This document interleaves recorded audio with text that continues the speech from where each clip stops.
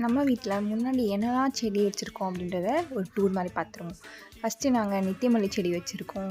இது என்னென்னு பார்த்தீங்கன்னா அவங்க எல்லாருக்குமே தெரிஞ்ச சங்குப்பூ செடி. சங்குப்பூ செடிக்குள்ளேயே நித்தியமல்லி கொடி கட்டியிருக்கு. அப்படியே இப்படி வந்தீங்கன்னா பார்த்திங்கன்னா நம்மளோட மருதாணி செடி, மை மோஸ்ட் ஃபேவரட் செடி தான் சொல்லலாம். அண்ட் தென் இங்கே வந்தீங்கன்னா இது வந்து செம்பருத்தி. அது மேலே வந்து காய் பீன்ஸ் மாதிரி வந்திருக்கு பார்த்திங்களா, இது வந்து சங்குப்பூவோட சீட்ஸ். இது வந்து இதை போட்டால் செடி வளருமாமா. ஸோ பார்க்கவே ரொம்ப அழகாக இருந்துச்சு. நானே ரொம்ப நாள் கழிச்சு நோட் பண்ணுறேன், சூப்பராக இருக்குது. அப்போ நாங்கள் இந்த பொங்கலுக்கு வச்ச கரும்பு, ஸோ அதுவும் நல்லா வளர்ந்து வந்திருக்கு. நெக்ஸ்ட்டு பொங்கலுக்கு அதை நாங்கள் வெட்டிடுவோம். இது வந்து மல்லிச்செடி. அண்ட் தென் இப்படி வந்தீங்கன்னா இது இன்னொரு டைப் ஆஃப் செம்பருத்தி, உங்கள் எல்லாருக்கும் தெரிஞ்ச ஒன்று. அது கூடயே நிறைய சங்குப்பூவும் இருக்குது. அப்புறம் இன்னொரு மருதாணி கொடி இருக்குது இங்கே. அதில் பார்த்திங்கன்னா பூ எடுத்துருக்கு. இந்த பூ சூப்பராக வாசனையாக இருக்கும், இந்த பூ வரும். அப்புறம் பார்த்திங்கன்னா கீழே வந்து வெத்தலை கொடி இருக்குது. அப்படி இந்த சைடு வந்தீங்கன்னா நிறைய வெத்தலை இருக்குது, கீழே நிறைய படர்ந்து வந்திருக்கு.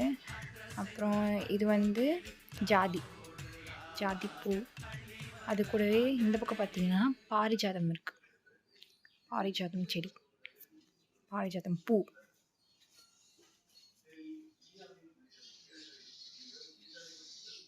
இதில் பார்த்திங்கன்னா எவ்வளோ வெத்தலை கொடி இருக்குது. இதுவுமே ஒரு டைப் ஆஃப் செம்பருத்தி. இது வந்து பெரண்டை செடி இருக்குது நம்மக்கிட்ட. பெரண்டை துவையெல்லாம் செஞ்சுக்கலாம், நாங்கள் அடிக்கடி செஞ்சு சாப்பிடுவோம், செம்ம ஹெல்த்தியும் கூட. ஸோ அப்படி இங்கே வந்தீங்கன்னா சேனைக்கிழங்கு செடி, இதுவும் நம்மக்கிட்ட நிறைய இருக்குது.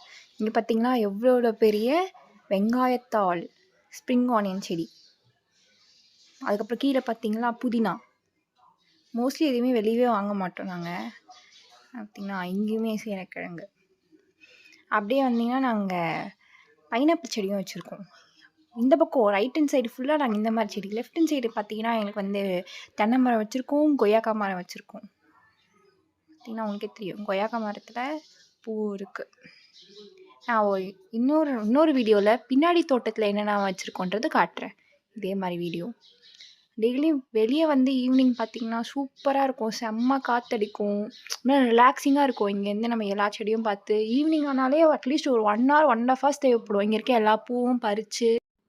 அப்புறம் அதெல்லாம் கீழே இருக்க இந்த காஞ்சலெல்லாம் க்ளீன் பண்ணுறதுக்கு டெய்லி வந்து நம்ம அட்லீஸ்ட் 1 hour to 1.5 hours எடுத்துக்கணும். மெயின்டைன் பண்ணால் தான் நல்லாயிருக்கும். இதெல்லாம் இன்னொரு வீடியோவில் பார்ப்போம். பாய்.